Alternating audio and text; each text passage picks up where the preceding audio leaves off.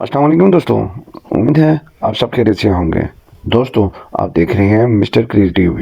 इस चैनल पर आपको क्रिकेट के मुतालिक दिलचस्प तबसरे बातें देखने को मिलेंगी। दोस्तों, आज की इस वीडियो में आपसे बात करेंगे कैदी number 804, the brand of Pakistan, the band of all world.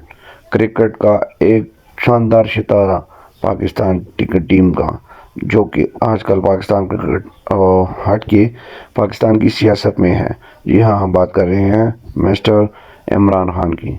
दोस्तों, इमरान खान ने जेल में बैठकर पाकिस्तान इलेक्शन में जो तबाहियां फेरी हैं उसके बारे में इस वीडियो में आपको बताएंगे और इंडियन मीडिया का रिएक्शन भी आपको बताएंगे। दोस्तों, वीडियो पर जाने से पहले आपसे रिक्वेस्ट है, जिन दोस्तों ने चैनल को सब्सक्राइब नहीं किया, चैनल को सब्सक्राइब करें। वीडियो अच्छी लगने की में कमेंट्स बॉक्स में अपनी राय जरूर दीजिएगा। चलते हैं वीडियो की तरफ। और पीटीआई को चुनाव से दूर रखने के लिए नवाज शरीफ और पाकिस्तान की आर्मी ने हर चाल चली, लेकिन किसी मंझे हुए खिलाड़ी की तरह इमरान ने हर साजिश और चाल को फेल कर दिया। शहबाज शरीफ सरकार ने अगस्त 2023 में ही इमरान खान को जेल में डाल दिया था। जेल में बंद होते हुए इमरान खान चुनाव प्रचार में हिस्सा नहीं ले सके। गिरफ्तारी के बाद इमरान खान पर 5 साल तक चुनाव लड़ने का प्रतिबंध लगा था। चुनाव से पहले पीटीआई को इससे तगड़ा झटका लगा। चुनाव से पहले ही इमरान खान की बेगम बुशरा बीबी को हाउस अरेस्ट किया गया। चुनाव से ठीक पहले अलग अलग केस में इमरान खान को 27 साल की सजा हुई। इससे चुनाव में पीटीआई नेताओं का मनोबल कमजोर करने की कोशिश हुई। इमरान के अलावा पीटीआई की टॉप लीडरशिप, जिसमें शाह महमूद कुरैशी, चौधरी परवेज इलाही, शेख रशीद और फवाद चौधरी को भी गिरफ्तार करके जेल में डाल दिया गया। पीटीआई का चुनाव चिन्ह बल्ला बैट भी चुनाव से पहले रद्द कर दिया गया, जिस वजह से अलग अलग चुनाव चिन्ह पर पीटीआई के नेताओं को निर्दलीय चुनाव लड़ना पड़ा। पीटीआई के निर्दलीय प्रत्याशियों को चुनाव प्रचार करने से भी रोका गया। फर्जी आरोपों में प्रत्याशियों को गिरफ्तार करने की कोशिश की गई, जिस वजह से वर्चुअली ही चुनाव प्रचार करना पड़ा। चुनाव के दौरान पीटीआई की आधिकारिक वेबसाइट को पाकिस्तान में ब्लॉक कर दिया गया था, क्योंकि वेबसाइट पर पीटीआई के निर्दलीय उम्मीदवारों और उनके चुनाव चिन्ह के बारे में जानकारी थी। इमरान के खिलाफ राजनीति की पिच पर नवाज शरीफ, लेकिन जेल में बंद इमरान खान ने सेना और नवाज शरीफ की हर बाउंसर को बाउंड्री के पार पहुंचाया। अदियाला जेल में बंद इमरान के लिए आवाम के बीच जाना संभव नहीं था। साथ ही अयोग्य ठहराए जाने की वजह से इमरान बतौर कैप्टन चुनाव नहीं लड़ सकते थे। इसीलिए इमरान खान खुद कोच की भूमिका में आए और जेल से ही सारा खेल कर दिया। पहले अपने नेताओं को उन्होंने बतौर निर्दलीय चुनाव लड़ने का ऐलान किया और फिर जेल से ही चुनाव प्रचार का जिम्मा भी संभाला। इमरान का ये वर्चुअली प्रचार कमाल कर गया।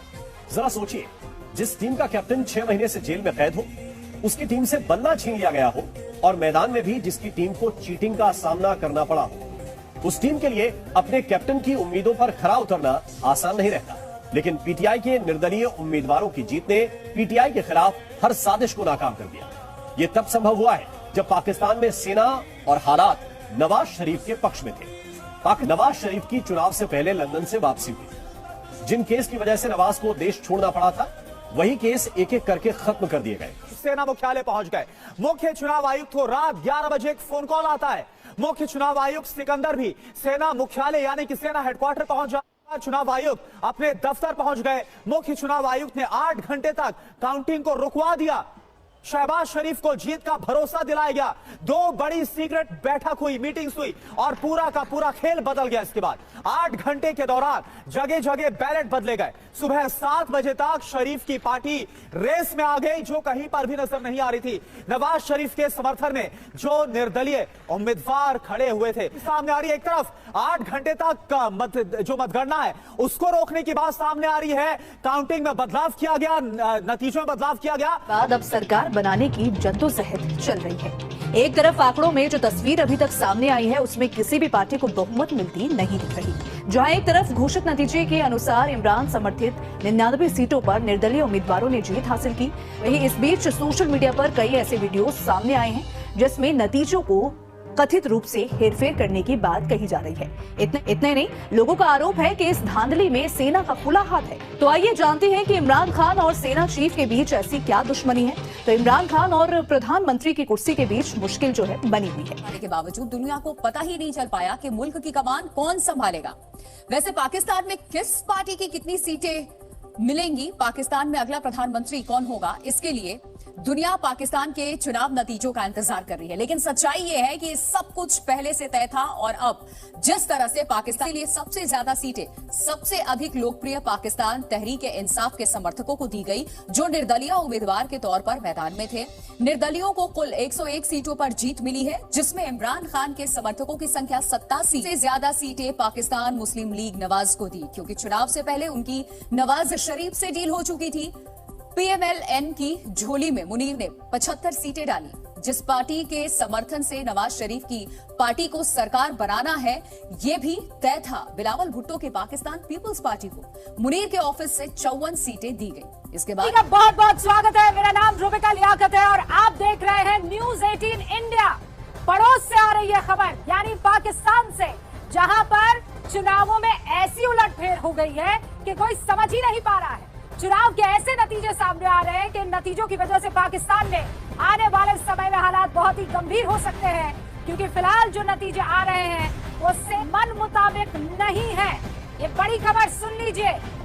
अब तक जो नतीजे आए उसमें सबसे ज्यादा उन उम्मीदवारों का बोलबाला है जो तो जोड़ तोड़ की राजनीति अब लगातार पाकिस्तान में जारी है। कोशिश की जा रही सरकार बनाने की। एक तरफ पाकिस्तान में शरीफ सरकार बनती हुई दिख रही है, वहीं दूसरी तरफ भारत में भी शरीफ की चर्चा सियासी गलियारे में हो रही है। सर, अब तो ब्रिटेन और अमेरिका भी इस पर जवाब चाह रहे हैं जो धांधली के आरोप लग रहे हैं। पहले आप कह रहे हैं, पहले आंसर कीजिए, क्योंकि जनता ने तो बड़ी ईमानदारी से चुनने की कोशिश की थी, लेकिन आपने सब गड़बड़ कर दी।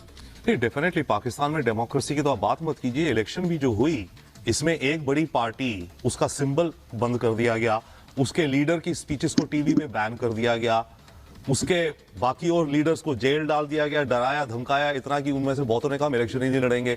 तो पाकिस्तान में ये जो इलेक्शन हो रही थी, ये डेमोक्रेटिक इलेक्शन कहां थी?